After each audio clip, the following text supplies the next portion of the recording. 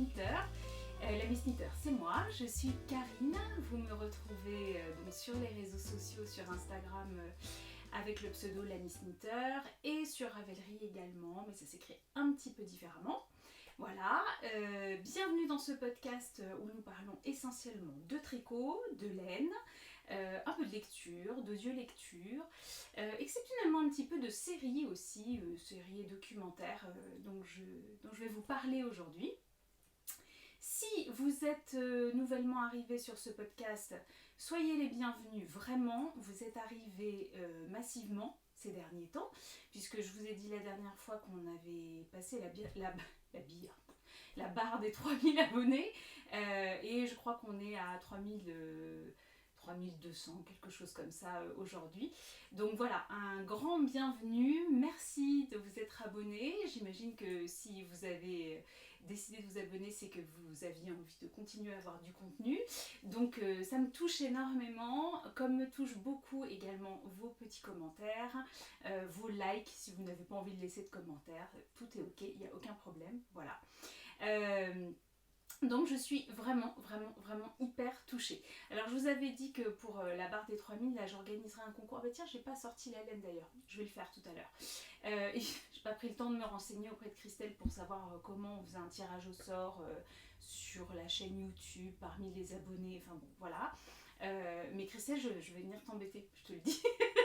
Je te le dis, j'en profite, je vais venir t'embêter, voilà, pour te demander quelques tuyaux. Mais je n'oublie pas de le faire, ne vous en faites pas. Je vais vous montrer la laine, mais enfin, si je vous montre la laine, vous allez croire que le concours c'est maintenant. En même temps, est-ce que je peux pas lancer le concours maintenant et demander à Christelle après ? Tentons, soyons fous de toute façon. Et si ça marche pas, au pire, on aura perdu quoi ? Rien. Donc on va faire ça peut-être. Oui, alors si vous êtes nouveau, vous allez voir que ça part un peu dans tous les sens, mais au final, on arrive quand même à faire quelque chose d'à peu près sympa. Enfin voilà, on s'y retrouve à peu près. Enfin, l'idée de passer un bon moment, donc voilà, commençons. Est-ce que je blablate un petit peu d'abord ? Oui, un petit peu quand même d'abord, parce que je voudrais vous parler. Alors j'ai changé un petit peu d'organisation, vous savez que j'ai...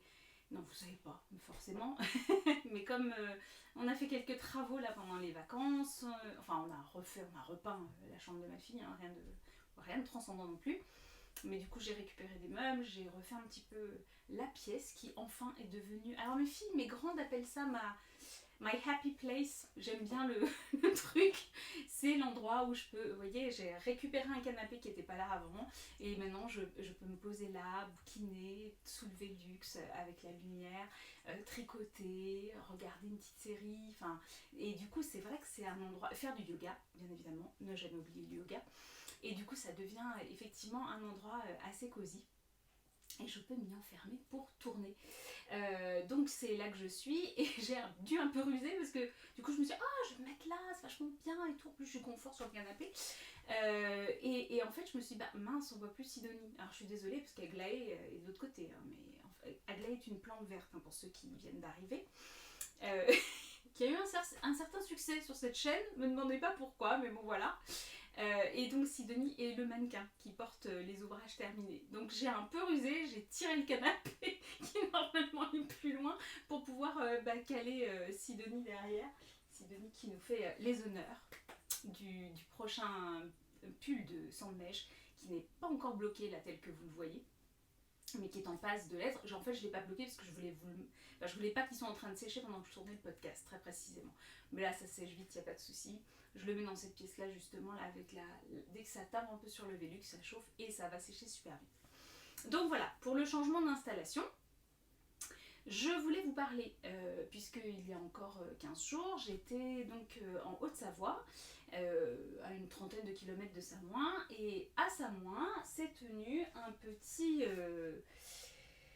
une petite exposition, on va dire ça, d'artisans qui se regroupent sous la bannière de Toison d'Art. Alors vous les avez peut-être déjà vus parce qu'ils passent, ils sont pas simplement en Haute-Savoie, hein, en Lozère également, dans le Cantal, en Isère, dans la Drôme, dans le Gard, dans le Vaucluse.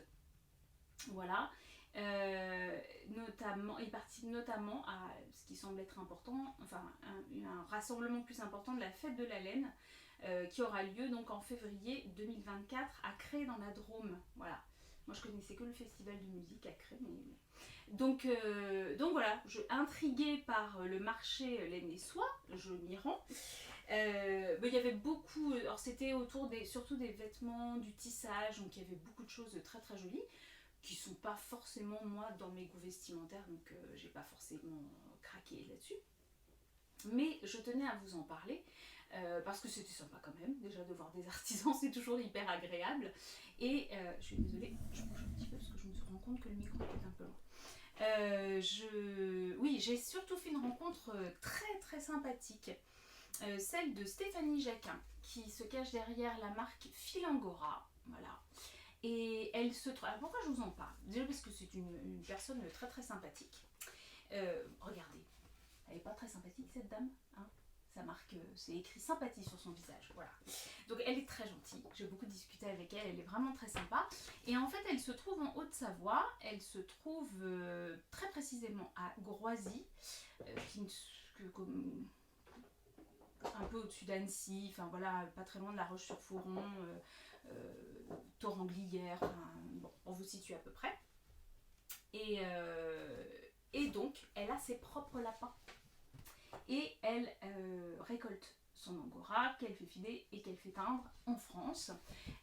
Vous pouvez lui commander, je crois, je vous mets comme ça, tenez les références. Comme dirait Sophie, moi j'adore. Faites une capture d'écran, hein. Je vais pas vous remettre chez Sophie, j'en profite, je te fais un énorme bisou parce que tu sais que je me régale de tous tes podcasts, je n'en loupe pas et que j'adore tout.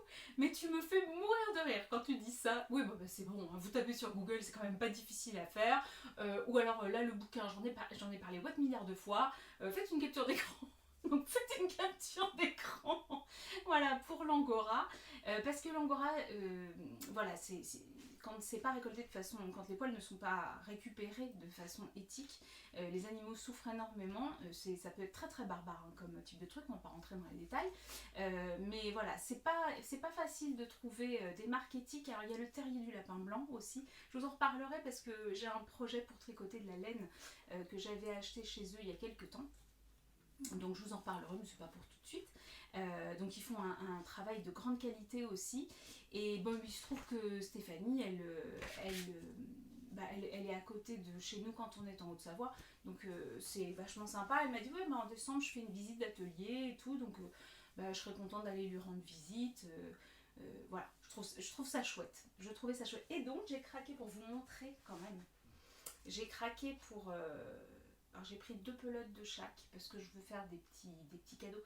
Vous avez pas, si je m'approche un petit peu, c'est un verre de gris en fait. Il est pas que gris, hein, c'est un verre de... Vous avez vu le fluffy, j'adore. Et un pistache. Il est vraiment pistache. Hein. Oui. Regardez, ça fait des belles boucles d'oreilles d'un coup.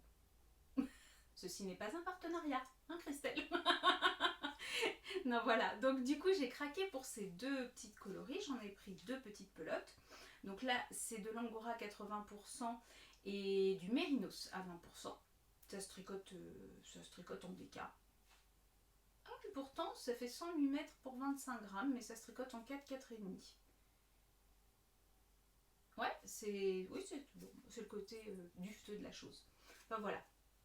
J'ai des idées de petits projets avec ça et je me suis dit que j'avais envie de la soutenir. C'est tous les petits artisans comme ça quand ils viennent sur les marchés. Alors, quand ils viennent sur des événements vraiment laineux, médiatisés, enfin les gens viennent, ils savent quoi.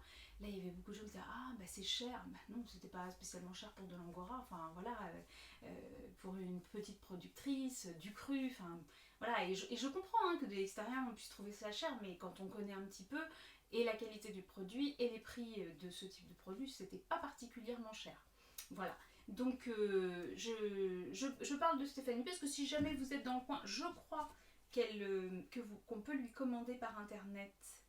Oui, parce qu'il y a un site www.filangora.fr. Bon, je vous remettrai quand même dans la barre de description. Mais voilà, si vous aimez l'angora, que vous avez envie de consommer de façon éthique et puis français accessoirement, c'est une bonne adresse. Voilà, je voulais vous dire, elle a des coloris vraiment sublimes, elle le propose aussi en naturel, enfin c'est vraiment, il y a une palette de couleurs très très importante et c'était très très joli. Voilà, donc ça je voulais vous parler de ça rapidement. Et aussi vous parler d'un projet dont vous avez certainement entendu parler déjà chez Christelle. Donc quand je dis Christelle, c'est Christelle de la chaîne Rêver sa vie en couleur. Elle a relayé une demande, un projet, un élan de la part d'Ingrid que vous retrouvez sur Instagram sous le pseudo d'Aja Lumineuse. Et Ingrid m'a envoyé un petit message sur Insta en me disant est-ce que ça t'ennuierait de relayer aussi ce projet. Alors évidemment ça m'ennuie pas, mais en plus je trouve que c'est un projet qui est extrêmement louable, sympa parce que pour le côté des tricoteuses et puis le fait de participer à une bonne action. L'idée est de faire parvenir, alors principalement à Ingrid, je ne sais pas si Christelle se fait le relais aussi de cette initiative, enfin si on peut lui envoyer à elle, mais peut-être parce qu'elle a pris en photo un doudou. Bon, je vous explique. L'idée est de tricoter des doudous pour des enfants qui sont dans des familles d'accueil ou dans des pouponnières. Et voilà, et de pouvoir les leur envoyer pour leur apporter un petit peu de douceur, un petit peu de réconfort. Je sais, alors moi je ne tricote pas de doudou, je ne tricote pas de doudou, ça veut pas dire que je vais pas en faire pour l'occasion.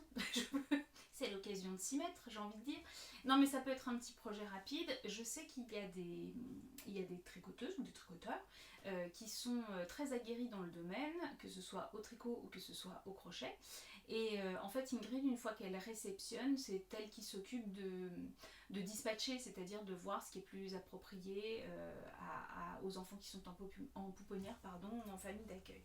Voilà, alors si vous êtes intéressé par ce projet, moi j'en parle rapidement et certainement fort mal ou fort insuffisamment, mais je vous invite à aller voir Christelle, déjà parce qu'elle fait un super podcast et qu'elle est très drôle, en plus d'être talentueuse, mais parce que voilà, c'est quelqu'un que j'aime beaucoup, je vais pas le redire à chaque fois, Christelle, ça suffit maintenant. Non, mais très sérieusement, allez voir les 2 derniers épisodes de Christelle, Rêver sa vie en couleur, qui explique plus amplement le projet, et vous retrouverez aussi dans la... Alors je vais le mettre là quand même, je vais mettre l'adresse mail d'Ingrid, donc d'Aja Lumineuse, mais vous trouverez sur l'épisode de Christelle davantage d'informations aussi dans sa barre de description. Voilà. Donc ça c'était mon petit blabla de début de podcast pour vous parler de ça, parce qu'après j'oublie en fait, voilà. Donc c'est pour ça que je vous le dis tout de suite, parce que sinon je risque d'oublier après. Je crois qu'il fallait que je vous dise une autre chose, mais comme je n'ai pas pris de note, eh bien je crois que j'ai oublié. Ben écoutez, si ça revient pas, c'est que ça devait pas être important, et au pire ce sera pour la prochaine fois, c'est pas bien grave. Alors, la grande nouvelle quand même, c'est que j'ai fini le Raouli. Non mais je vous explique, ça a été quelque chose. Ah oui pardon, je porte.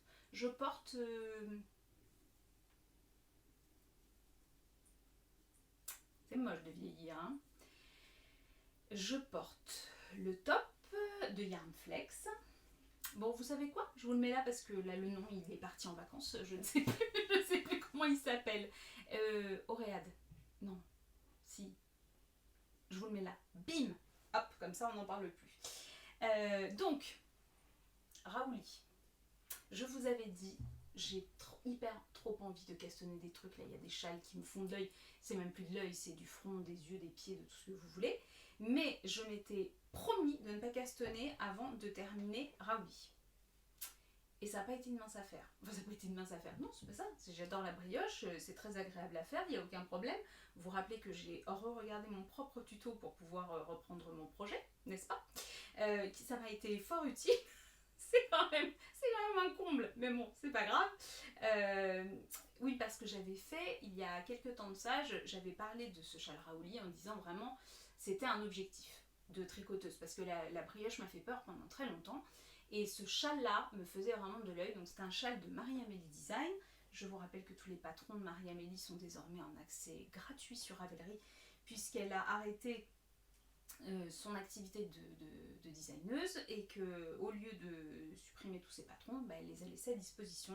Donc c'est une manne pour nous les tricoteuses parce que les patrons de Marie-Amélie ont des constructions originales, elles proposent vraiment des choses très originales et on s'ennuie pas quoi. Donc on se fait de belles réalisations et puis vraiment techniquement c'est très intéressant. Alors c'est très sympa, mais c'est long. C'est très long. Et moi je me disais, oui c'est bon, il reste une répétition d'augmentation et puis après j'arrive à la moitié donc je rediminue puisque, alors c'est là que ça va être compliqué. Le châle a cette forme là, vous voyez, alors ce sont des coquilles, hein, c'est très joli. Hein. Vous partez de la pointe comme ça, puis vous augmentez, vous augmentez, vous augmentez. Vous voyez déjà on commence à avoir un petit problème de champ de vision là. Hein. Alors je vous explique. Hop, voilà, c'est-à-dire qu'on ne me voit plus. Hop là, hein. Et ensuite, vous continuez, mais sauf qu'au lieu de continuer à faire des diminutions, des augmentations, je suis là, vous faites des diminutions. Et puis, vous arrivez là, et là, vous faites une danse de la joie, vous criez victoire, vous faites tout ce que vous voulez, et parce que vous êtes vraiment sacrément contente. Alors, je vous avais dit dans un précédent podcast, oui, je suis à la 4e répétition, parce que, en fait, vous faites ce que vous voulez avec ce châle. Vous comprenez bien que si vous voulez faire 8 répétitions, 9 répétitions d'augmentation, 10, 12, 25, je sais pas, faire Paris-Brest avec, c'est votre problème. Du moment que vous faites la même chose en diminution de l'autre côté, enfin le même nombre de répétitions, vous faites ce que vous voulez. Donc à un moment, je commençais à le trouver fort long. Moi je l'ai tricoté en single. Alors c'est 2 fils single. Je vous montre un petit peu plus près parce que quand même, enfin avec l'iPad qui fait pas le point, c'est pas terrible. Je me cache, peut-être vous verrez mieux. Et surtout vous n'avez pas la bonne couleur. Là vous l'avez un peu mieux. Alors devant, le coloris principal c'est Chinon Light en yak et soie, une horreur, de chez Tricot & Stitch. Et de l'autre côté, c'est une single classique, coloris kaki speckle, des petits points parisiens. Donc c'est un très joli kaki pistache avec des speckles un peu framboise, voilà. Et il fait très bien le job parce que sur ce côté-là, voilà, on a vraiment, vous voyez pas bien, c'est moche de ne pas avoir du bon matos, enfin un bon éclairage surtout. Hop. Il fait vraiment bien le job parce que le Chinon lit de vin, là j'étais à... Ah bah oui c'est ça que je voulais dire. Samedi j'étais au 1 an du tricoté de Chartres avec mes copines à qui je fais un méga bisou, mes copines du tricoté de Chartres parce que je vous parle pas souvent d'elles mais c'est une super équipe, enfin je vous en ai parlé au début. C'est vraiment une super équipe, elles se réunissent, enfin toutes les filles, on se réunit toutes les 3 semaines à Chartres. Au 360 dans une boulangerie, alors c'est vachement sympa parce que c'est un grand truc. Mais c'est à l'étage et il y a un salon, on a privatisé le truc et on est hyper tranquille, c'est vachement cosy et tout, et on boit des coups et on mange des pâtisseries et tout en tricotant et en rigolant beaucoup surtout. Et là c'était vachement chouette parce qu'on s'est retrouvés chez mon amie Amandine Tricot, à qui je fais un très gros bisou, qui nous a accueillis chez elle. Mention spéciale à Brice, son mari, qui nous a supporté toute l'après-midi. Enfin, on a déjeuné ensemble, on s'est fait un pique-nique et puis on a passé l'après-midi chez eux. Il a juste été aux petits soins avec nous, adorable. Il a tenté de regarder le rugby pendant qu'on gloussait à côté. Voilà, donc encore un grand merci à eux. Et donc, j'avais la prétention de terminer le Raouli samedi. J'ai jamais terminé, bien évidemment. Et les filles me disaient, oh là là, mais la couleur est beaucoup plus belle en vrai que quand tu montres dans le podcast. Et oui, parce que vraiment, c'est une sorte de violine avec des reflets. Le yak et la soie lui apportent beaucoup de brillance. Et donc du coup, le vert pistache derrière contraste bien. Et c'est très difficile, même en photo, hein, j'ai mis un petit post sur Instagram, mais franchement, ça rend pas aussi bien. Donc ce sont 2 fils de fingering et Marie-Amélie Design, c'est pour ça que je vous parle de ça, Marie-Amélie Design dans le patron préconise de tricoter en 4. Donc bingo banco, moi j'y vais, je tricote en 4. Et puis alors, je fais rarement d'échantillons pour les châles, parce que bon, il n'y a pas mort d'homme, hein, on est d'accord, même s'il manque 10 cm, ça va tuer personne. Surtout quand ils sont pour moi et que c'est pas... Enfin, je parle hors test, on est bien d'accord. Hein. Là j'avais fait comme c'était ma vraie première brioche, enfin mon vrai premier brioche tout en entier, j'avais fait un échantillon et mon échantillon était conforme. Alors est-ce que ça tient à la single à refaire? Je le referai certainement en 3,5 pour lui donner peut-être un peu plus de tenue parce que du coup de ce fait par conséquent il se trouve que j'hésite à le bloquer. J'hésite à le bloquer parce que je sais déjà que la brioche perd de son moelleux, mais j'aurais quand même une définition de maille plus nette. Mais je sais que la brioche perd de son moelleux quand on la bloque. Alors de toute façon l'idée c'est que moi j'essore en machine dans un filet, je fais tremper normalement, mais après j'essore en machine.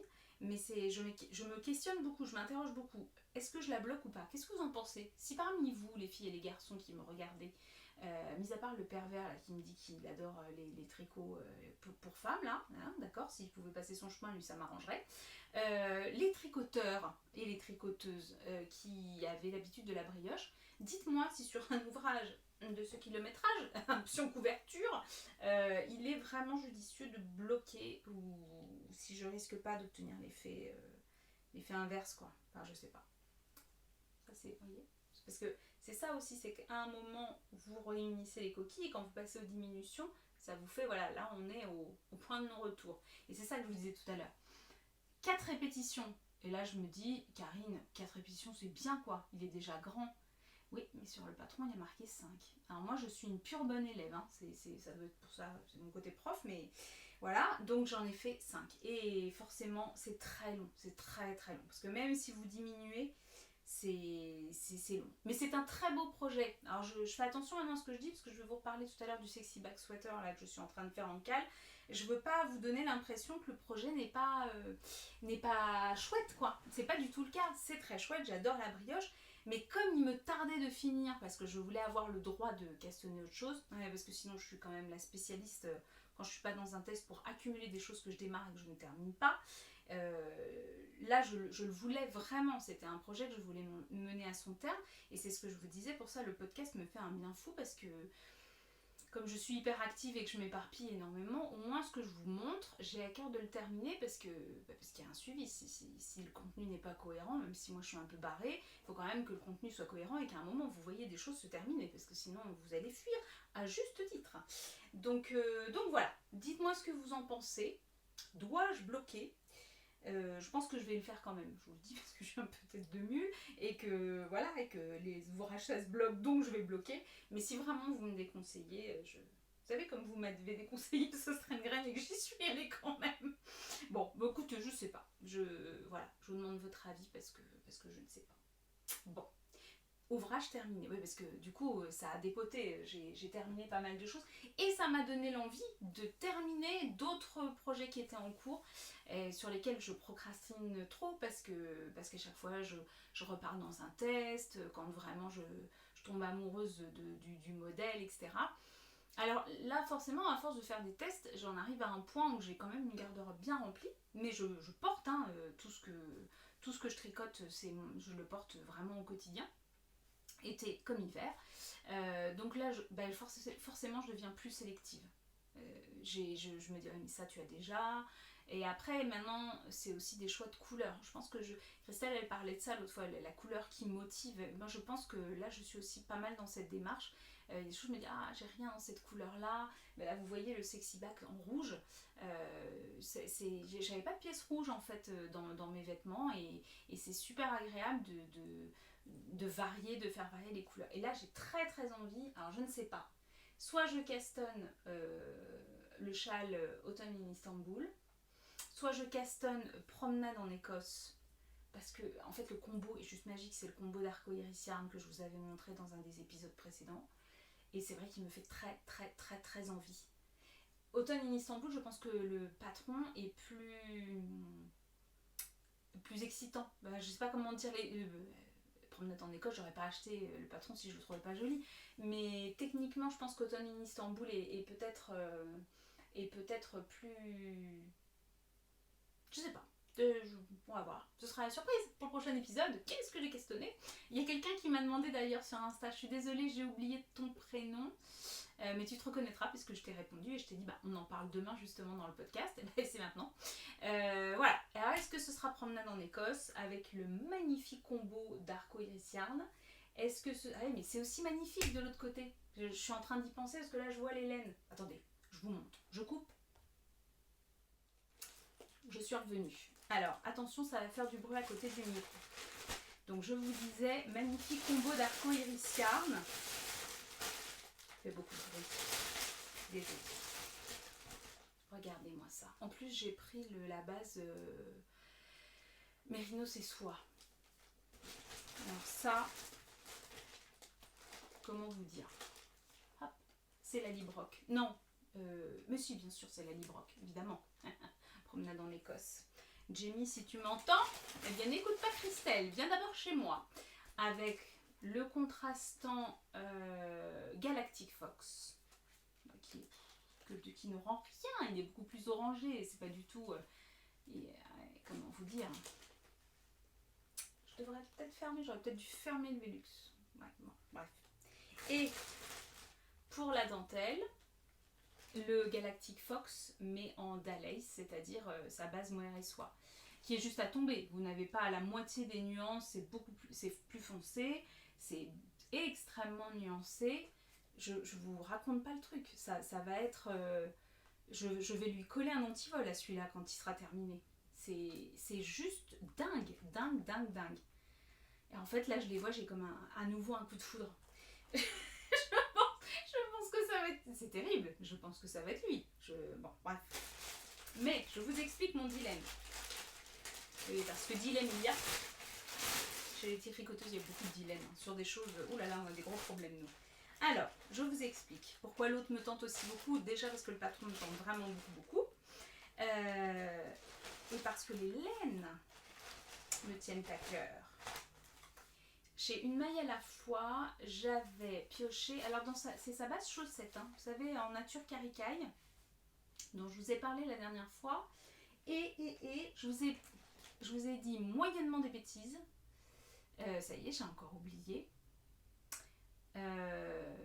C'est aussi un polymère, hein, la Minisol Eco, mais qui se dégrade beaucoup plus vite.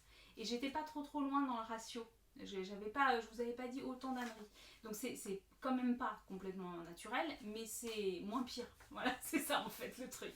Donc je vous rappelle, une maille à la fois, teinturière, micro-teinturie éco-responsable. Donc une Stéphanie encore très chouette. Basée en Haute-Savoie aussi. C'est un cru de Stéphanie la Haute-Savoie, c'est un truc de fou. Il y a du talent au yacht hein, quand même. Hein. Regardez-moi ça. Donc avec ça. Et pourquoi ça me tient à cœur? Et oui, au fil d'Horus, j'avais gagné un concours chez Didier, qui passe certainement pas par là, donc je fais des bisous dans le vide, hein, donc j'avais participé à un concours, pardon, et il m'avait offert dans la base Luxor, c'est le coloris Hathor. C'est un violet absolument super. Mais regardez-moi ça. Allez, c'est... Hein? It was meant to be, comme diraient les Américains. C'était fait pour s'entendre tout ça. Hein? Alors voilà. Bah, je sais pas quoi faire. On est bien avancé, tiens. Et bah, dites-moi ce que vous en pensez. Qu'est-ce que je casse? Bah, sachant que j'ai aussi un autre... Alors, j'ai aussi un autre truc, mais je le castanerai pas tout de suite. Pourquoi? Parce qu'il y a moult de brioche dedans, que c'est un châle, c'est le Golden Shawl d'Andrea Mori. Et que là, la brioche, j'en ai un peu soupé, là, tout de suite, maintenant. Donc, je fais une petite pause sur la brioche, d'accord? Voilà. Les encours. Alors, on a le Sexy Back Sweater, dont je vous avais parlé la dernière fois. Alors, oui, alors, j'arrête pas de dire alors. Je vous explique, j'ai pas tant avancé que ça. Alors, j'ai quand même un devant, mais j'en étais là. Je suis allée en fait au bout de mes premiers écheveaux. Là, je me suis arrêtée, vous voyez, j'ai rejoint en rond et je me suis arrêtée là. Bon, donc quand même, j'ai fait une manche. Et alors, c'est ça que je voulais vous montrer. Regardez-moi le dessous de cette manche. C'est pas bloqué, hein. Il y a un gousset de dessous de manche. Non, mais on y croit. J'adore. Donc, c'est le Sexy Back Sweater de Popnit que je tricote dans le coloris cerise de Simone, Yarn by Simone. Donc c'est sa base Mérinos classique, voilà, et la base mohair et soie, donc fingering et mohair et soie ensemble, voilà. Rouge absolument sublime. Et la dernière fois, j'ai pas été sympa, parce que j'ai peut-être pu donner l'impression que le modèle était une tannée. Alors, en fait, non. Ce modèle demande d'être appliqué, concentré et de pas lire en travers, en diagonale, en tout ce que vous voulez, de lire quoi, tout simplement, voilà. Il est très bien écrit ce patron, il n'y a pas de souci. Comme je le disais, il n'est pas forcément écrit selon ma logique de cerveau. Nuance, voilà. Hein, c'est pas les épinards c'est dégueulasse, je n'aime pas les épinards, vous voyez, c'est pas la même chose. Et bien là c'est pareil, le patron n'est pas mal écrit, c'est moi qui n'ai pas un cerveau formaté pour le comprendre immédiatement. Et comme en plus c'est un projet perso, c'est pas un test, je pense que j'ai une lecture beaucoup moins attentive et du coup j'y vais quoi. Parce que forcément, vous regardez la photo, là, vous vous rappelez, parce que c'est moi, je me souvienne de le mettre là, vous regardez la photo, vous vous dites, ok, c'est un col V en jersey.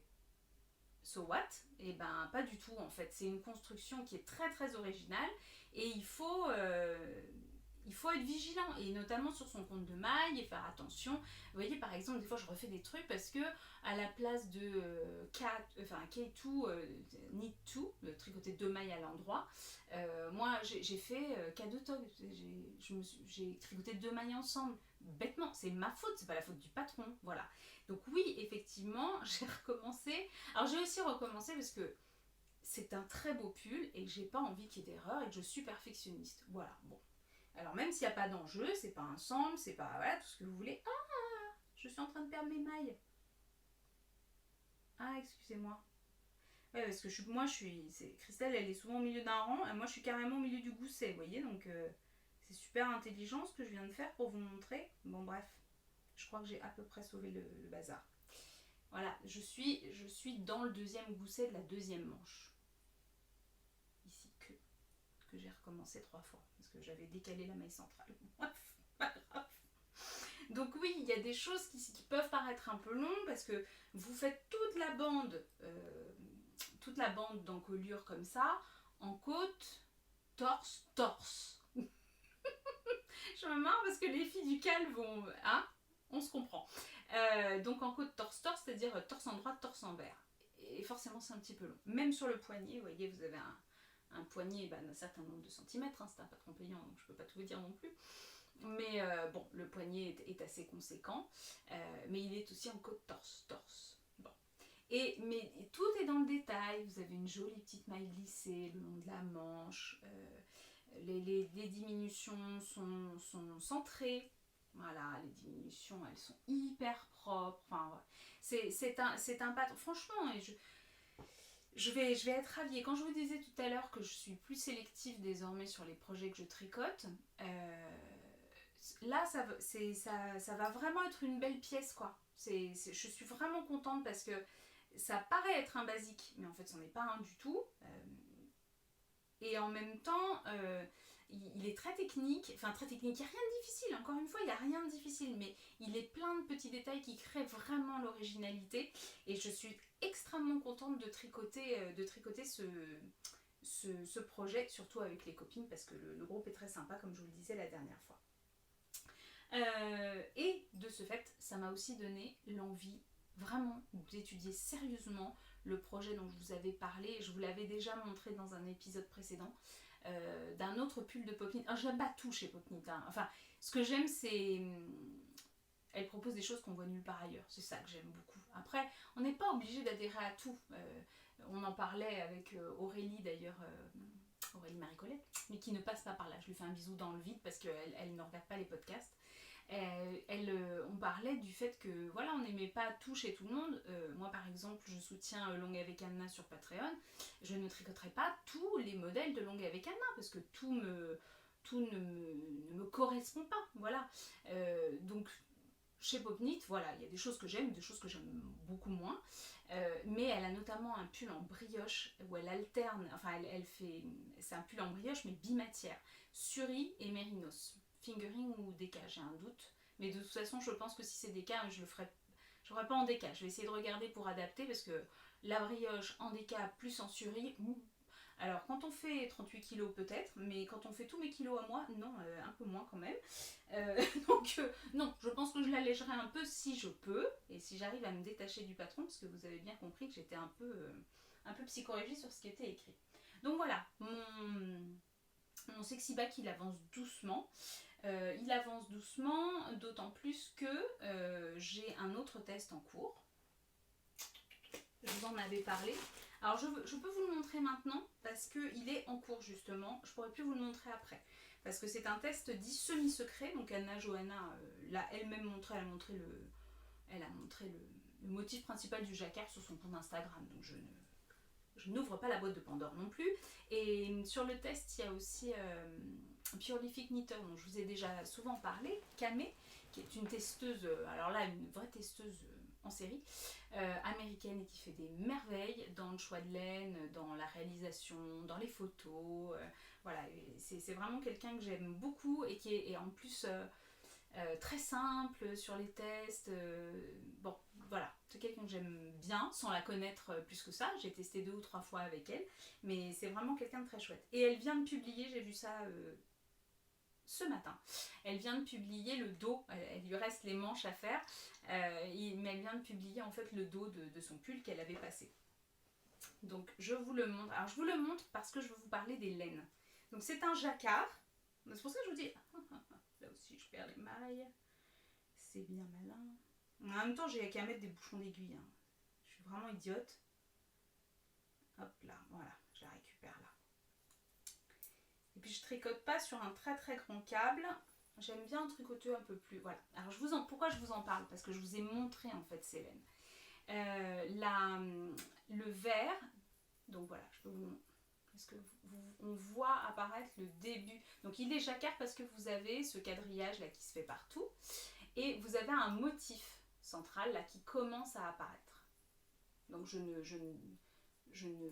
dévoile rien. Il y a écrit knit en gros comme ça. Et si vous allez regarder la photo de Purific Knitter, vous verrez que derrière, en bas, comme ça, il y a un petit pearl. Donc knit and pearl. J'ai beaucoup aimé le motif. Tac. Hop. Voilà, je me rends compte que peut-être là, vous voyez mieux. Donc c'est vraiment le début des lettres. Hein. Je vous avais expliqué que j'avais une laine en sport. Une histoire de trucs que j'avais fait teindre à Lucia parce que je voulais faire un gilet palmyre de chez Yarnflex. Et elle avait fait un premier essai qui ne l'avait pas convaincue et elle avait reteint sur cette base qui n'était pas la base que je voulais au départ, mais où elle obtenait véritablement la couleur que je souhaitais. Et en fait, je vais faire mon palmyre dans l'autre parce que moi, il me plaisait bien. Elle, il lui plaisait pas, mais moi, il me plaisait bien. Et donc, j'ai pris ce vert pour faire le test. Et c'est d'une douceur incroyable. C'est sa base sport, donc en mérinos, mais qui est vraiment hyper doux. Mérinos, je dis peut-être une bêtise. Attendez. Ah bah oui, j'ai plus les bagues, forcément. Bon, je vérifierai, et puis si j'ai faux, je vous le note là. Et le contrastant, c'était, je vous avais dit, les fils de la renarde que j'ai rencontré sur le salon Berry Bredlen et qui teint donc à la main et je trouve que l'alliance des deux fonctionne hyper bien. Alors là encore pareil, vous n'avez pas bien les jolies couleurs et puis comme on voit juste le motif qui commence à apparaître là au niveau du jacquard, vous voyez là vous avez le T du knit. Alors j'ai fait une petite erreur au-dessus du T là, mais je rebroderai en vert, j'ai pas voulu tout, une petite erreur dans le diagramme, c'est ma faute. Voilà. Donc hop, je sépare, je suis pas loin de séparer les manches. Vous voyez, je suis pas très loin et j'ai trop hâte. J'ai trop hâte. Il est magnifique. Et alors celui-ci, pour le coup, je ne pourrais pas vous le montrer terminé, puisque c'est un des modèles qui va apparaître dans le livre d'Anna Johanna, Strands of Joy, volume 2.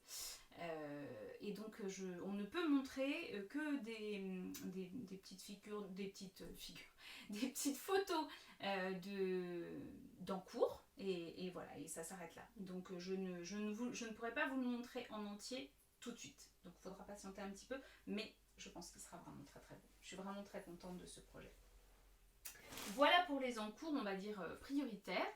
Et sinon, accrochez-vous bien aux branches, il n'y a pas d'autre test.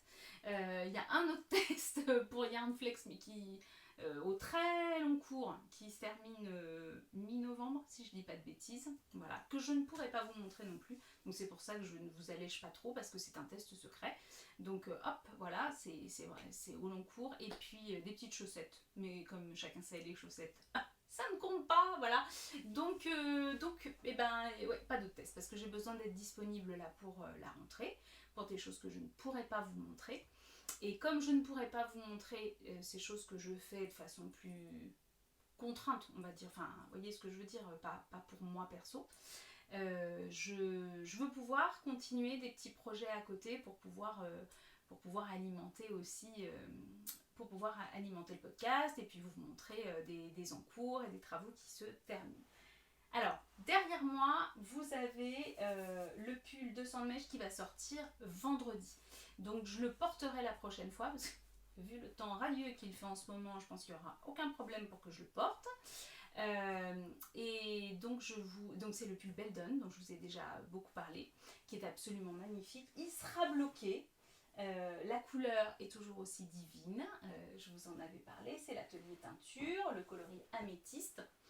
Et il est tricoté en déca. Et Sidonie avait aussi sur le dos quelque chose que je vous avais montré en écheveau la dernière fois, que j'ai bloqué pour le coup. Je ne l'avais pas bloqué auparavant. C'est la petite étole dont je vous avais parlé, c'est le projet orléanais. Vous savez, je vous en ai parlé plusieurs fois. Il va arriver, donc là je vous la montre faite parce que le projet, normalement je crois que c'est Aurore de Volnena Yarns qui va peut-être communiquer là-dessus en premier, mais peut-être pas. J'espère ne pas dire de bêtises les filles. Donc vous vous souvenez, c'est Aurore de Volnena Yarns et puis Sophie d'Alpasso qui a son élevage d'alpaga dans la région d'Orléans, donc c'est la laine d'alpaga de Sophie, teinte par Aurore Volnena Yarns. Le patron, c'est donc le Angel Wings de... Ah, j'ai encore oublié son Instagram. C'est Nama, mais elle s'appelle pas du tout comme ça sur Instagram. Attendez, excusez-moi, c'est parce que je sors mon téléphone pour ne pas vous dire de bêtises. Hop. Ça va me revenir. C'est moche de vieillir. Bon sang que c'est moche. Alors. Toc. Toc, toc, toc. Azarganite. Voilà. Azarga. H-A-S-A-R-G-A-K-N-I-T. Azarganite. Donc c'est Angel Wing Scarf. Et donc c'est... Je vous avais expliqué, voilà, Laura, les deux Laura, elles, de leur côté, il s'agit d'un patron qui est un patron payant et qui est un patron qui pour le moment est mis à disposition en anglais. Le travail des deux Laura, c'est de traduire le patron en français. Elles sont rentrées en contact avec la designeuse, elles ont expliqué leur projet. Donc l'idée, c'est de traduire le patron, de mettre du coup, et de vous proposer avec Sophie et Aurore un kit qui contiendra la quantité nécessaire pour faire la petite étole. Alors c'est une petite étole, c'est un petit foulard, hein, vraiment, qui est fait initialement pour se porter. Alors là, j'ai pas de recul, ça va être une horreur. Non, je ne peux même pas puisque je vais avancer le canapé. Je suis contre le truc. Je suis désolée. Bon, elle est faite pour se porter. J'aurais pu montrer sur Aglaé en fait. Si je me mets comme ça, voilà. Hop, elle est faite pour se porter. Vous voyez, hop, juste sur un pull ou sur un sous-pull. Vous pouvez juste la porter comme ça. Ou comme la Sophie Scarf, alors vous pouvez juste la nouer, vous voyez, la porter un peu façon voyou là. J'aime bien aussi, hein, c'est sympa. Plus serré, tac, sur le côté, comme ça. Façon cravate, vous pouvez faire 2 tours et puis la nouer sur le côté. Moi je l'ai tricoté, alors le fil que Sophie vous propose est un tout petit peu plus fin que le fil qui est préconisé sur le patron. Donc, je l'ai tricoté avec aussi des aiguilles un tout petit peu plus petites, c'est-à-dire que j'ai tricoté en 2,5 à la place des aiguilles 3 qui sont préconisées dans le patron d'Azagarnite. Sur les bons conseils de Laura, hein, que j'ai suivi à la lettre, et elle avait tout à fait raison, parce que le rendu est absolument magnifique. Alors forcément, vous n'allez pas voir. Est-ce que je vous la montre à l'endroit déjà? Ce serait pas mal. Voilà, regardez comme c'est joli. Hop.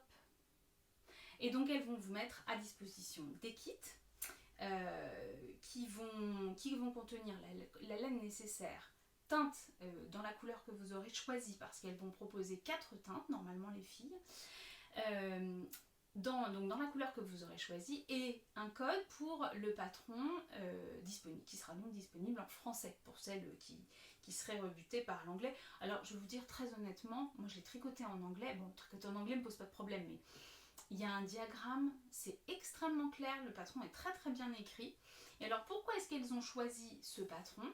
Alors déjà parce que là ça met le fil en valeur, hein, ce petit travail de brioche là. Elles ont choisi ce patron parce que c'est une très très bonne initiation à la brioche. Et je vous confirme, c'est une excellente initiation à la brioche. Parce qu'en fait, vous partez d'une pointe, peut-être bien... Oui, celle-ci. Oui, celle-ci.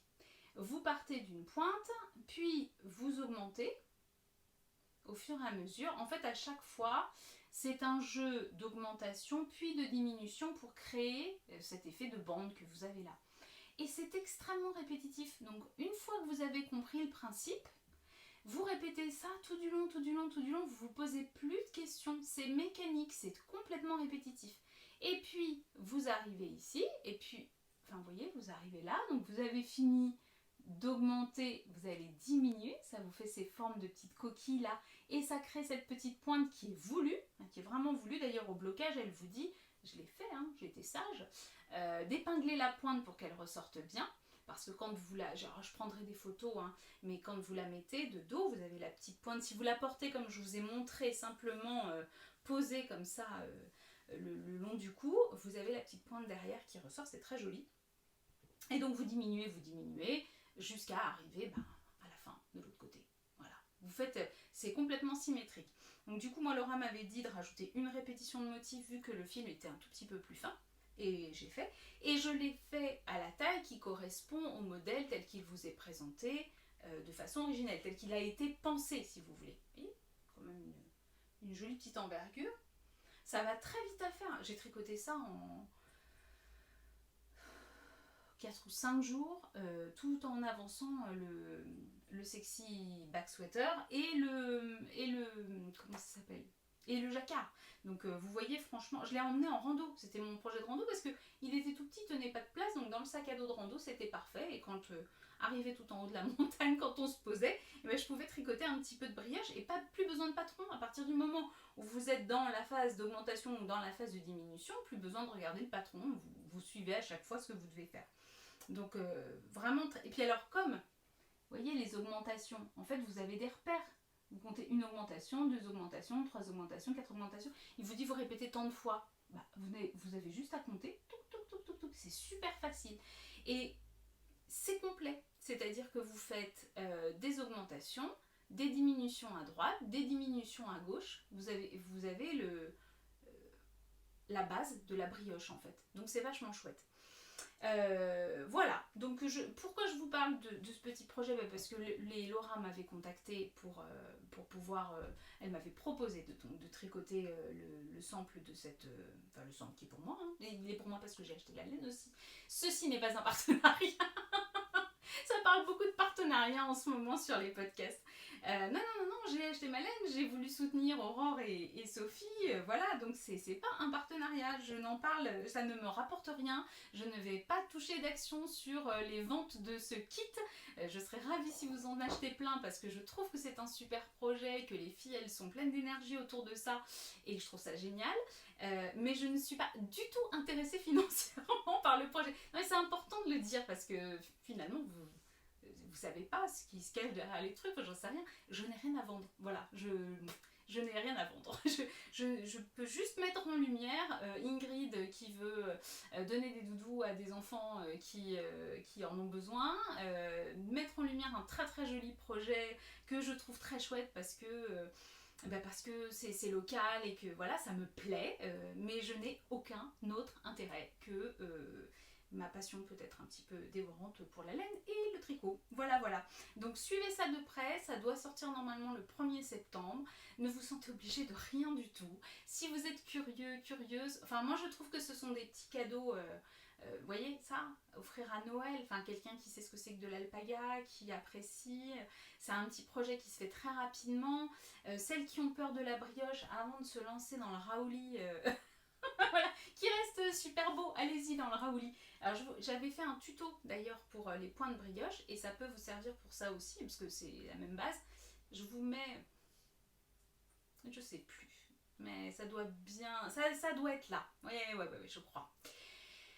Je vous mets le lien vers la vidéo où je vous faisais le tuto. Et d'ailleurs, tant que j'y pense, parce qu'en fait je vous ai fait le tuto quand j'étais encore dans la phase des augmentations. Et dans la phase des diminutions, il y a la quadruple diminution centrale que je ne vous ai pas montré dans le tuto, tout simplement parce que je n'y étais pas encore. Et qui demande un peu de manipulation, puisqu'il faut rabattre, mais il faut bouger à chaque fois la maille centrale d'une aiguille à l'autre. Donc si jamais vous faites le raouli et que vous êtes coincé sur la quadruple diminution de la maille centrale, je pense que YouTube regorge de tutos extrêmement bien faits, de tutos vidéo. Hein. Mais si jamais vous avez un souci, n'hésitez pas à me demander. Je vous dépannerai avec plaisir si je peux vous dépanner ou pas. Ou voilà. Donc ça va sortir, les kits devraient normalement sortir le 1er septembre. Lui aussi, le 1er septembre, Beldon va sortir, donc je le bloque et puis la prochaine fois, bon, déjà pour la sortie, je mettrai des photos sur Instagram, mais la prochaine fois je le porterai parce que vraiment, là vous le voyez sur Sidonie est un mannequin en fait à ma taille. Alors elle a un dos un tout petit peu plus large que moi, mais elle a un petit peu moins de néné, donc l'un dans l'autre on s'y retrouve. Voilà, donc mais vous voyez au niveau des épaules, enfin je trouve que là pour le coup c'est flagrant, il est pile poil, il est nickel. J'adore cette coupe, j'adore. Les petites fronces là en haut, mais je vous en ai longuement parlé déjà du Beldon parce que je le trouve magnifique. Le panneau de dentelle au milieu est absolument charmant. Le petit détail de la maille glissée, non mais ça n'a l'air de rien, mais je crois que la maille glissée c'est le truc de la rentrée quoi. C'est ce petit détail qui est absolument juste superbe. Bref, je l'adore. Et je me force pas à le dire parce que c'est Sandrine. Mais là, franchement, je me suis régalée. Et puis la couleur aussi m'inspire énormément. Bon, bref, vous aurez compris. Je kiffe. Du coup, je vous avais parlé de la chaussette Romance de Yarn Flex que je tricotais dans les laines de Stéphanie, une maille à la fois. J'ai pas beaucoup avancé, mais je crois que j'avais dû vous montrer juste le début, donc vous voyez, j'ai continué un petit peu. Et je suis pas encore... je vais pas tarder à arriver au gousset. Je vais commencer mon gousset, ouais, je crois. Voilà, donc je me régale, c'est très très joli, le motif est absolument magnifique. J'ai l'impression de tricoter des Edelweiss, et comme je le faisais à la montagne, je trouve ça vachement sympa. Alors vous n'avez pas exactement la couleur, hein, mais on n'est pas loin quand même, c'est trop beau. En fait, ça manque de contraste. Alors j'espère, parfois, en fait, dans le retour caméra, j'ai pas forcément ce que j'ai après quand je fais le montage. Donc, je croise les doigts quand même pour que vous ayez un peu de meilleure couleur. J'aurai meilleure mine aussi. Donc, voilà, hop.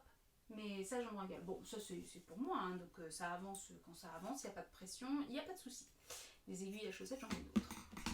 Ah, je fais du bruit du micro. Eh ouais, surprise. Mais comme je vous le disais, finir le raouli m'a donné envie de terminer des petites choses qui étaient en souffrance. Quand je dis petites choses, non, c'est pas des petites choses, c'est des beaux projets.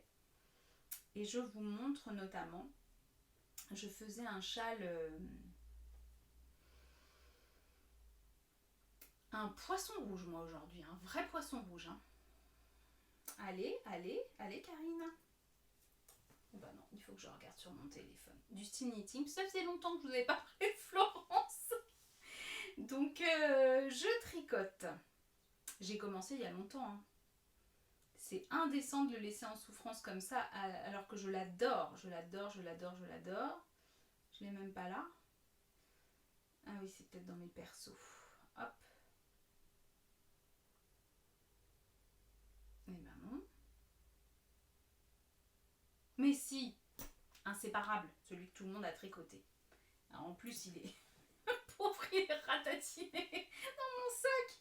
Ah, il y a quelqu'un qui m'a demandé dans le dernier podcast en commentaire si j'étais toujours comme ça ou si je me forçais à me marrer. Non, alors en fait, je me marre tout le temps, même quand j'ai pas bu. Tiens, regardez, là aussi, j'ai perdu toutes mes mailles, bien sûr, comme une andouille. Ah là là. Donc oui, non, je me marre tout le temps. Enfin, c'est dans ma nature. J'ai pas un tempérament exceptionnel, mais Oui, j'ai tendance à beaucoup rire, en tous les cas à beaucoup fonctionner à l'humour, voilà, même professionnellement, dans les situations un peu tendues avec les ados, parce que c'est pas toujours simple hein, de travailler avec des ados. J'essaye souvent de passer par l'humour avant de passer en force, c'est en général beaucoup plus efficace. Quand j'arrive pas à faire rire un élève, souvent c'est que, à mon avis, on est mal barré, mais bon. Voilà, donc non, c'est naturel, je me force pas. Les copines qui me regardent me disent, je les crois, j'ai la prétention de les croire, que je suis à l'écran comme je suis dans la vie. Donc si ça ne vous plaît pas, c'est que je suis comme ça dans la vie et que je ne vous plairai pas dans la vie. Donc il n'y a pas de souci, vous pouvez passer votre chemin, il n'y a aucun problème. Voilà, donc le chat l'inséparable. Regardez, regardez comme il est beau. Ouh. Donc je l'avais déjà bien avancé, hein, et comme une buse, j'en suis restée là. Alors non pas que je n'aime pas le tricoter, c'est que comme c'était un projet pour moi et rien que pour moi, bah il est resté comme ça. Alors j'avais pris, vous allez voir, vous allez comprendre. J'avais pris le kit foulard Clyde, parce qu'elle avait sorti une collection Bonnie and Clyde. Donc moi j'avais pris Clyde, qui est donc une espèce de gris bleuté marron. Si je le mets comme ça, vous le voyez peut-être mieux. Ah, c'est moche cette lumière, je suis désolée. Hein. Désolée Florence, je ne rends pas du tout hommage à ton coloris somptueux. Il est absolument magnifique, je l'adore. Patron qui est sorti déjà l'année dernière, Florence. Oui, l'année dernière. Et qui est juste trop beau. Et alors celui-ci, je ne l'avais pas testé, je n'avais pas le temps. Florence m'avait proposé et je lui avais dit, je veux pas te mettre en défaut de réussite, enfin, ne pas être dans les temps, c'est juste pas possible. Donc je préfère ne pas m'engager que de mettre une designeuse dans une situation délicate pour un test. Voilà, donc je lui dis, je le tricoterai après. Et ben, bingo banco, je le tricote. Et puis je me suis arrêtée en cours de route. Et puis surtout, en fait, quand j'ai reçu le kit, c'est de la teinture à la main, donc c'est pas du tout un défaut, hein, ce que je vais dire là. C'est que j'ai imaginé le coloris plus marron. Là, vous voyez, il est gris, avec des speckles violets, bleus, il est magnifique. Hein. Mais moi, je l'imaginais avec des coloris un peu plus marron. Et donc, à Malakoff, quand je l'avais vue, elle avait des kits pour un sépar. Ah bah donc ça remonte à plus que ça, puisqu'elle n'a pas fait Malakoff l'année dernière, et c'était l'année d'avant, donc c'était Malakoff 2022. Donc elle avait sorti un séparat, vous voyez, il est sorti il y a un petit bout de temps. Hein. Et donc voilà, j'ai dit ah mais t'en as retint, mais voilà, moi je le voyais plus marron et c'était comme ça qui me plaisait. Alors Florence était tout embêtée, je lui ai dit ne sois pas du tout embêtée, l'autre je vais le tricoter, je vais l'offrir, d'ailleurs je sais à qui je vais l'offrir, parce que je pense que ce sont ses couleurs, donc voilà, et moi je vais me le refaire, voilà. Et j'ai ce kit, je vous dis, ça fait un petit bout de temps. Hein. Donc je suis vraiment ravie parce que c'est un modèle. Alors déjà, c'est doux, mais d'une douceur, je ne vous raconte pas. Elle avait fait des kits, c'est avec sa base single fluff, qui est donc une single mélangée avec du mohair, tout doux. Et sa delicate lace, c'est un petit mini prévu. Hein. Là, je crois que vous en avez 33 grammes, c'est-à-dire 396 mètres, l'équivalent de ce que vous avez en single, puisqu'elle fait 400 mètres au 100 grammes, celle-ci. Voilà. Et les deux mélangés ensemble, ça rend quelque chose d'absolument magnifique. Donc voilà, je l'ai ressorti parce que je veux le terminer. Je veux le terminer, que je le trouve très beau. Et voilà. Et terminer le Raouli m'a motivée à ne pas laisser, là voilà, avec le tri que j'ai fait, j'ai plein de sacs comme ça qui traînent, et ça m'a motivée pour ne pas laisser des choses en souffrance comme ça, des petits projets en souffrance, pas des petits justement, de beaux projets que j'ai commencé, et parce que je vais tous azimuts, je n'ai pas terminé. Donc je ne pars pas, je ne me mets pas des objectifs démesurés, je les prends un par un, et des petites choses, hop, comme ça, des choses que je peux finir rapidement. J'ai un soldotna aussi, ben voilà, il n'y en a pas pour long quoi, donc il va falloir que je m'y remette.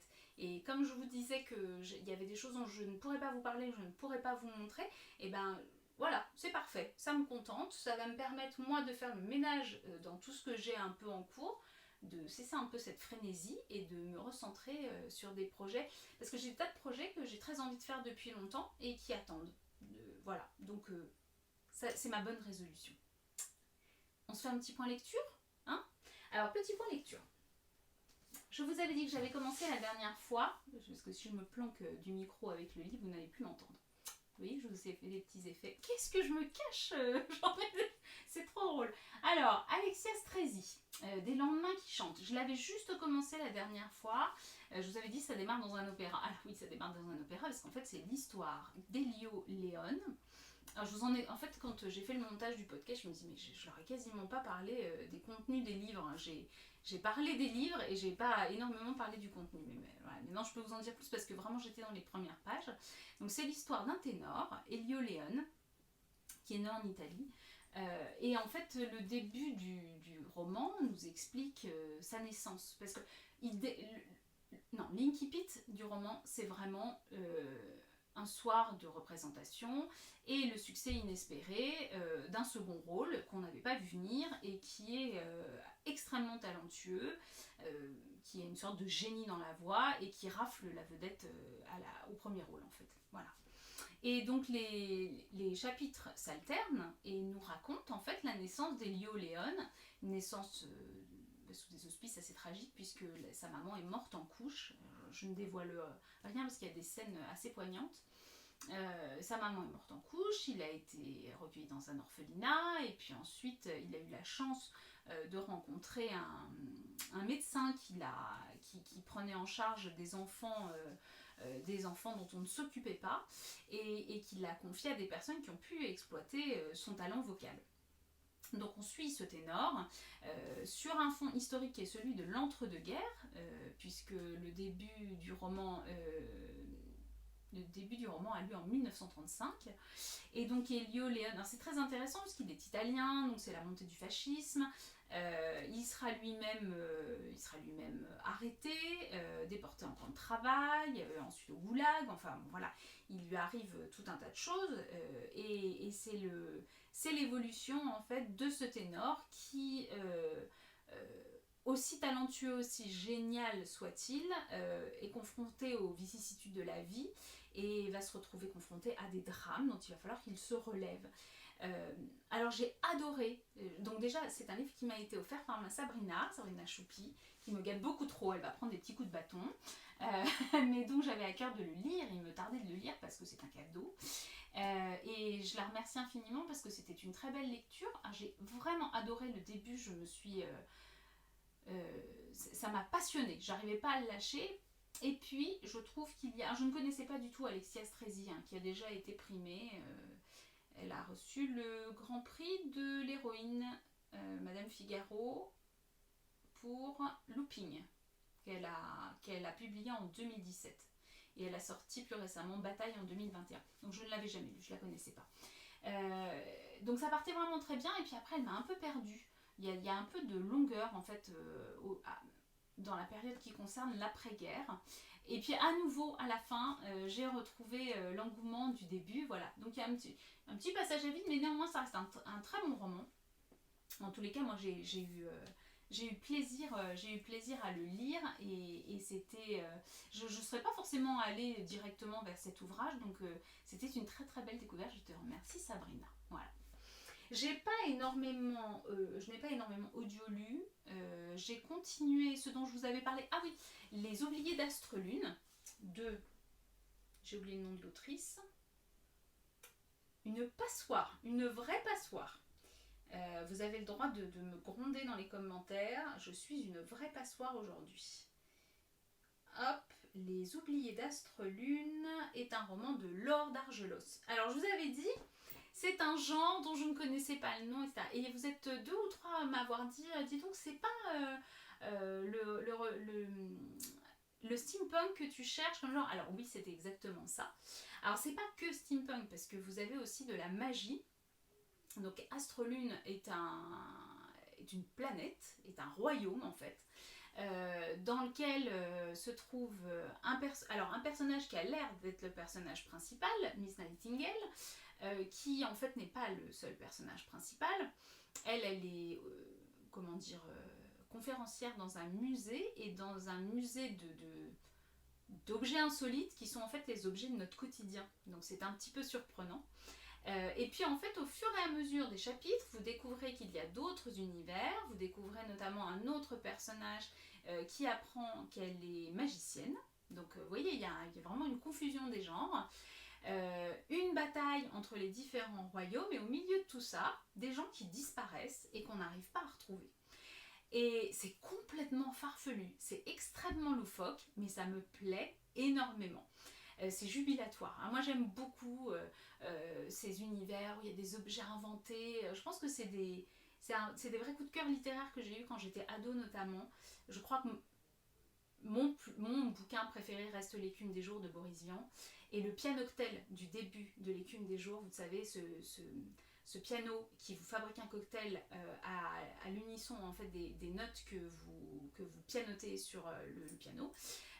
Je crois que ça reste quand même un des moments les plus savoureux de littérature que j'ai pu avoir.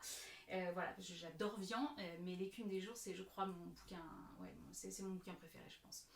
Et donc voilà, cet univers un peu loufoque me plaît énormément et voilà, donc je l'avance doucement. C'est pour ça que je vous disais, une fois n'est pas coutume, je vais vous parler un peu de séries ou de documentaires.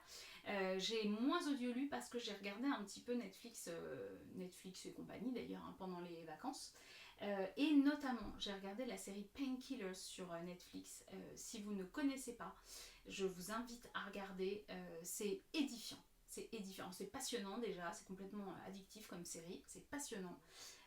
Ça parle de la légalisation des opioïdes aux États-Unis, enfin d'un opioïde en particulier, l'oxycontin, qui a été mis sur le marché par les laboratoires Purdue. C'est Richard Sackler qui se cache derrière cette multinationale. Cet homme est milliardaire. Et comment on a légalisé en fait l'addiction des consommateurs, puisque la publicité mensongère d'Oxycontin était qu'il y avait moins d'1% d'addiction à cet opioïde, alors que bien évidemment c'était addictif. Non seulement c'était addictif, mais que toute la démarche commerciale d'Oxycontin, qui a des commerciaux qui venaient faire pression auprès des médecins sur lesquels il n'y avait parfois pas besoin de faire beaucoup pression, la démarche commerciale était de dire en fait plus vous prescrivez, plus vous gagnez d'argent, etc.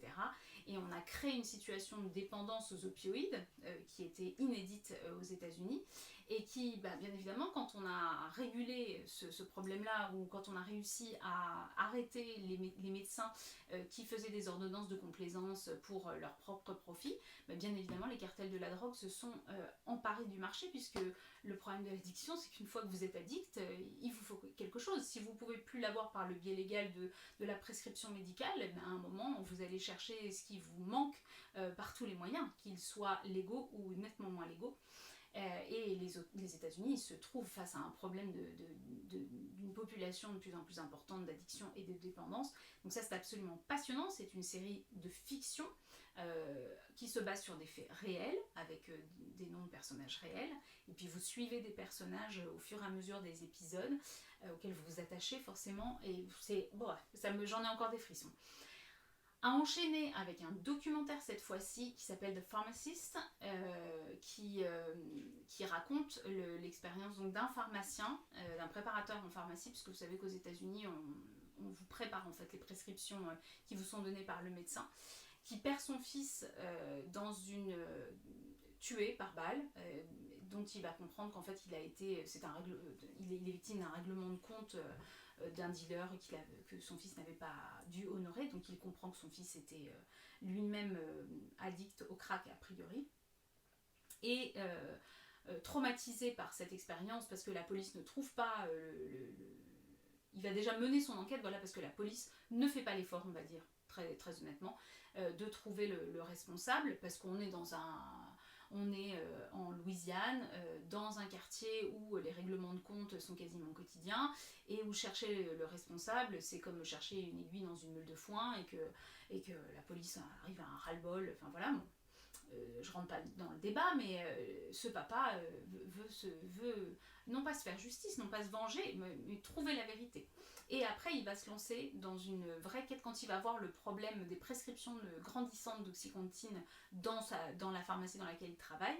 Il va se lancer là dans une vraie bataille en fait contre ces médecins frauduleux et contre c'est le pot de terre contre le pot de fer, parce que en l'occurrence Purdue est une multinationale qu'il est très difficile de faire vaciller, puisqu'elle a obtenu une mise sur le marché légale de son produit extrêmement dangereux et addictif. Donc voilà, ça c'est les deux choses qui m'ont absolument passionnée. Et de façon beaucoup plus légère, sur Apple TV, j'ai regardé la série Ted Lasso. Alors écoutez, ça c'est un bijou, c'est une série britannique. Non pardon, elle est américaine mais ça se passe en Angleterre. Et c'est l'histoire d'une femme, c'est dans le milieu du football, du soccer, hein, de notre football à nous. Une femme très riche qui divorce d'un monsieur très riche qui possédait un club de foot et qui était son bébé à ce monsieur, sauf que ce monsieur s'envoyait en l'air avec toutes les nanas qui passaient, donc elle était trompée à tour de bras. Et dans le partage des biens, elle récupère le club de foot et en fait elle n'a qu'une envie, c'est de se venger de son ex-mari qui l'a cocufié à tour de bras. Et elle se dit, je vais lui planter son club de foot. Voilà, et le club de foot qui est en Ligue 1, elle dit je vais lui planter son club de foot. Et pour lui planter son club de foot, elle fait venir des États-Unis un entraîneur, mais de football américain. Donc rien à voir, il arrive en Angleterre, il connaît même pas les règles du jeu, enfin bon bref, mais c'est à mourir de rire. Regardez-le en anglais, si vous êtes un peu perdu, peut-être avec les sous-titres français si vous maîtrisez pas suffisamment bien l'anglais, mais si vous vous débrouillez un petit peu en anglais, mettez les sous-titres anglais, ça suffit largement, parce que les jeux de mots sont savoureux et c'est à mourir de rire. Alors c'est pas qu'à mourir de rire, c'est très humain. J'ai pleuré autant que j'ai ri dans les 3... Oui, parce que je me suis fait les 3 saisons en très peu de temps. Et ça fait du bien. C'est un peu plein de bons sentiments parfois, mais pétard, qu'est-ce que ça fait du bien, un peu de bons sentiments de temps en temps. Voilà. Donc là, je crois que j'ai fait le tour. J'ai regardé les podcasts habituels, parce que j'en consomme pas beaucoup des podcasts. Je suis pas... je manque de temps. Voilà, donc j'en consomme pas énormément. Mais je tenais à faire un bisou. Et un clin d'œil à Irène de ma petite médiathèque. J'espère que je dis pas de bêtises. Si j'ai dit une bêtise, je la corrige ici tout de suite. Irène, je te fais un très gros bisou parce que je regarde tes podcasts, je ne prends pas le temps forcément de commenter, mais je mets toujours un petit pouce, je suis abonnée à ta chaîne et tu parles souvent de moi et tu me mentionnes régulièrement et je te remercie infiniment. Je vous invite à aller regarder le podcast d'Irène qui est très sympa parce qu'elle parle de ses projets tricot, elle parle de laine, mais elle parle aussi de ses lectures et voilà, et c'est très agréable à regarder. Donc Irène, je t'embrasse et je te remercie. Voilà, je n'ignore pas du tout tes mentions, bien au contraire. Et je te regarde, voilà, je te regarde. Donc je crois que j'ai fait à peu près le tour pour aujourd'hui. Je reviens vous voir, ça va être la rentrée, hein. Vous savez, le TGV va me passer dessus. Mais je reviens vous voir dès que je peux parce que c'est toujours un grand bonheur de venir vous voir.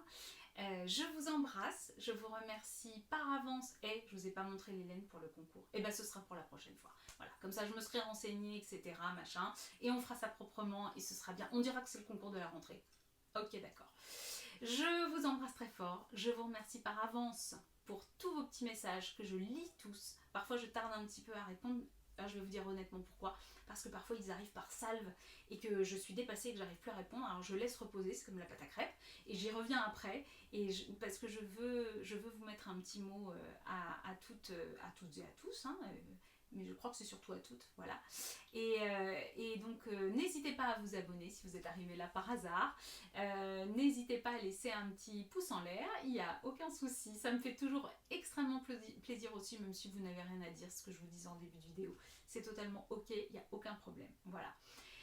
Je vous souhaite à tous une bonne rentrée. Si vous êtes encore en vacances ou si vous allez y partir pour certains d'entre vous, eh bien profitez bien. Et puis je vous dis à très bientôt. Tricotez bien, profitez, lisez et je vous dis à très vite.